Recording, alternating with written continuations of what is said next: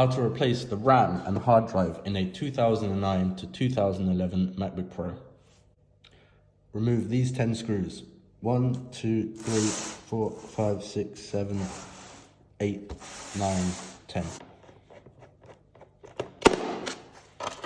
Once those screws are out, get your fingers in between here, lift it up. Your RAM is right here. Pull these 2 clips to the sides, pull out. Do it again, pull out. Get your new sticks of RAM, line up the little notch, push it in, push down till it clicks.